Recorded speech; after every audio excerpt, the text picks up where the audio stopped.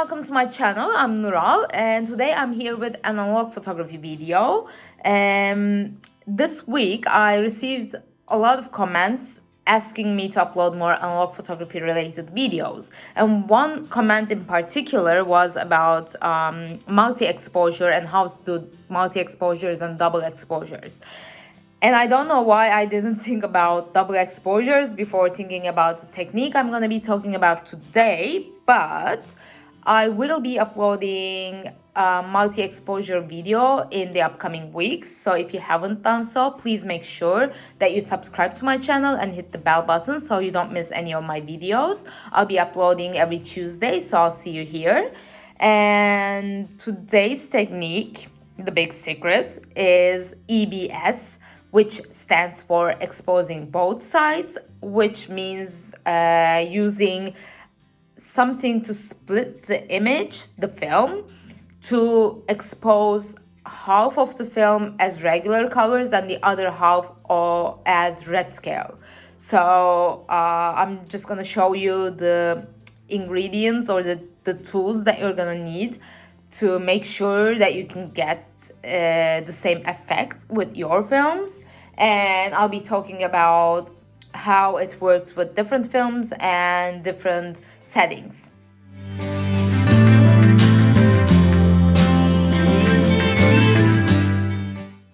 As I said, today's technique is EBS, which stands for exposing both sides of the film using something to divide it in half, so that you get a natural toned side and then a reverse redscale side.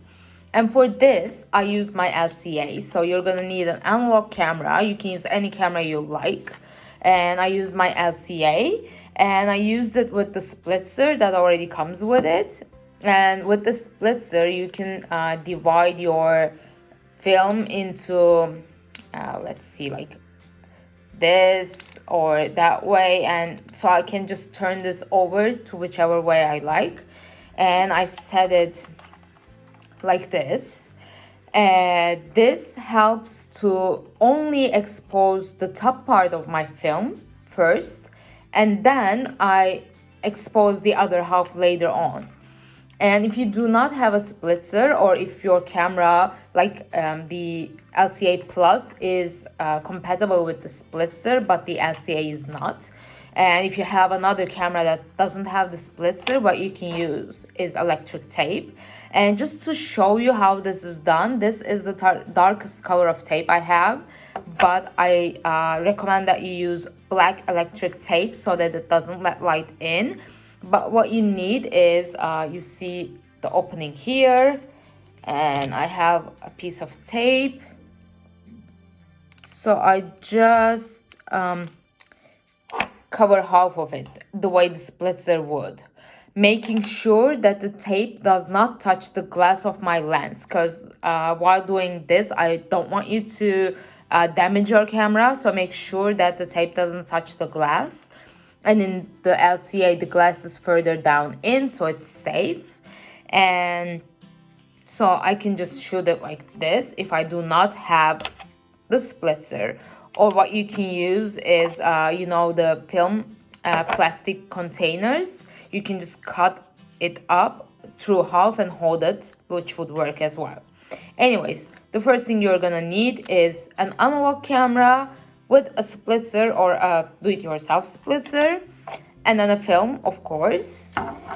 And after finishing half of your shoot, you're gonna need scissors and tape, and we'll get to it later.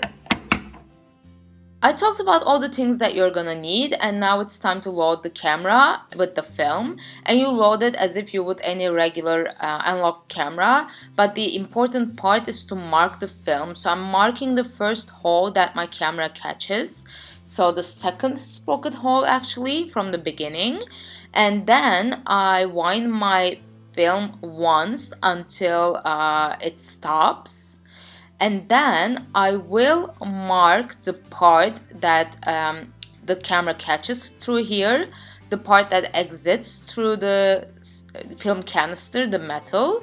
And then I'm gonna mark the first frame here. So when I reverse my film and load it again, I make sure that I line it up just so.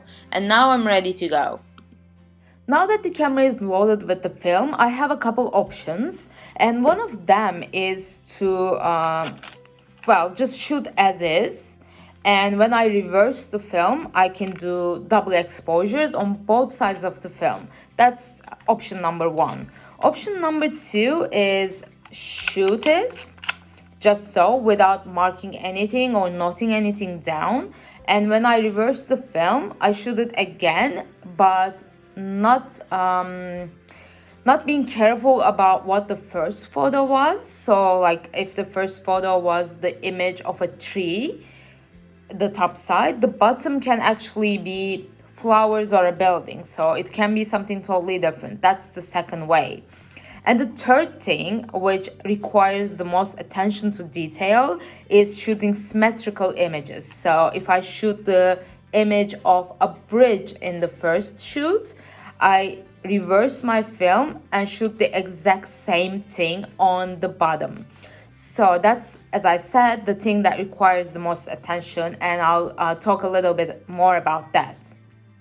To make sure that I get the exact same image on the second side, I am actually connecting my iPhone to my camera and shooting the same photo with my iPhone so that I have a digital version of it.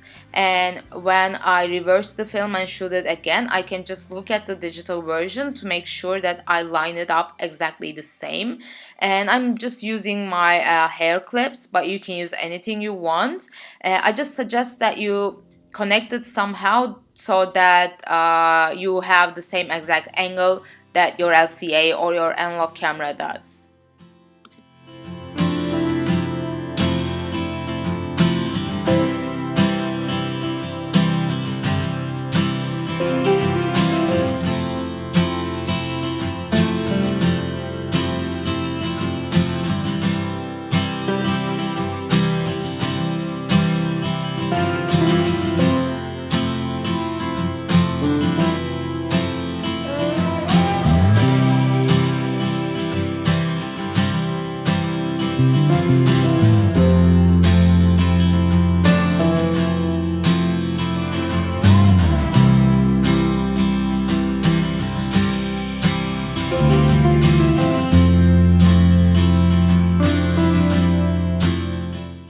I finished shooting the first half of my film and now it's time to rewind it.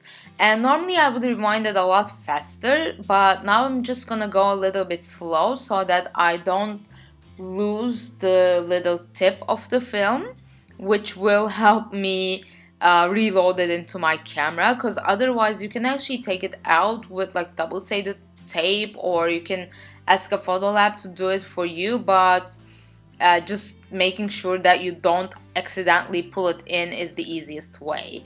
So I'm listening to the camera and here we go, the little tip is out. And the first thing I need to do is, since this was in the bottom, I will just cut it and tape it the other way around so that I can, when I rewind my film and switch it upside down, I can actually reload it into my camera. And for this, I'm gonna use just a little bit of tape, and I will stick this tape first to my film in the canister side. Oh, hello to my little cat Tarchin. She is just curious to see what I'm doing with this film. Anyways, so I stick the tape there, and I just reverse so that this little tip was looking towards the bottom, and now it's longer on the upside.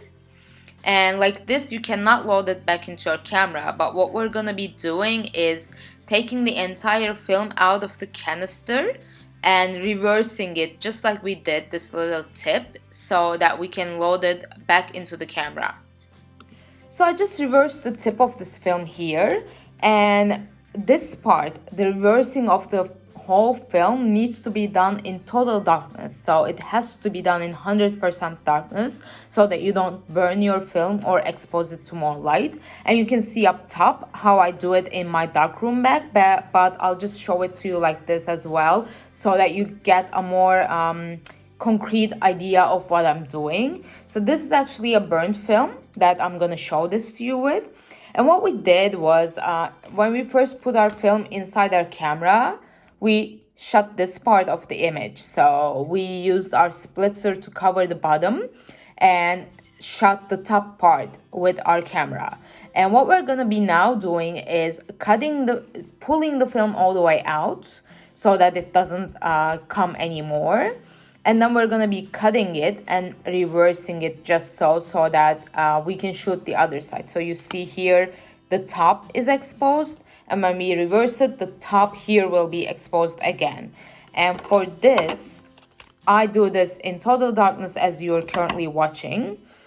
I cut the film, and you see here the dark side and the more sort of like reddish light side. And what I'm doing is I will take a little bit more of tape and stick it here. So now I see the black side here, and for the black side I will stick the reddish side like so. And then I will just rewind it back all the way into my film canister. And as I said, this is my test film, which is burned, so I can no longer pull it and push it back. But what I did was just switch it around, and we had already switched this part around, so we will be able to load this into our camera. I reversed my film, and now I need to reload it into my camera, and I'm gonna be marking my film again.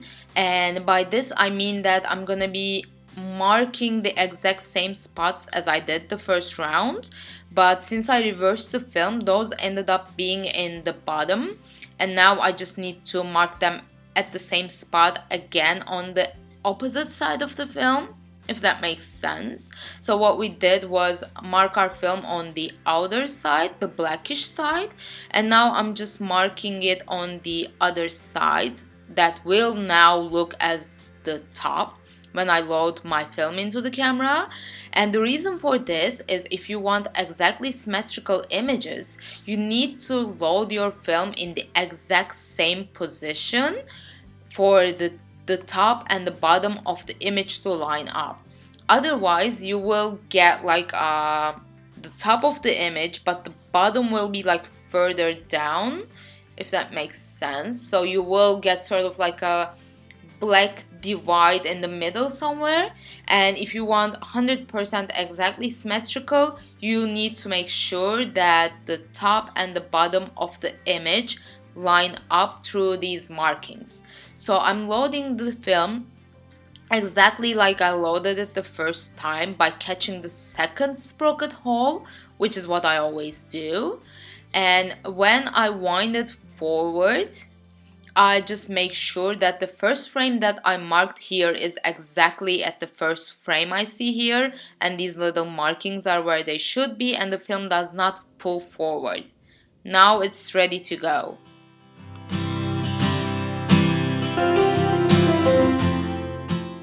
To get symmetric images, I go to the same exact spot and try to shoot the same exact image to my best ability, basically. And now it's time to see the results. I just got my film from the photo lab, and I'll share with you some of the examples.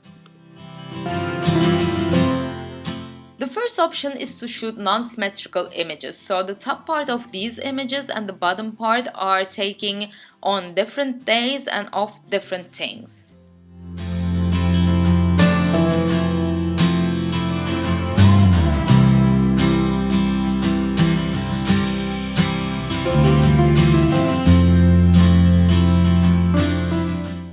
Here are some more examples taken with the Lomochrome turquoise film, and with this film again I did not do the symmetrical thing, and the reason these images look a different color is because the turquoise film turns blue into a golden color, so the skies look orange.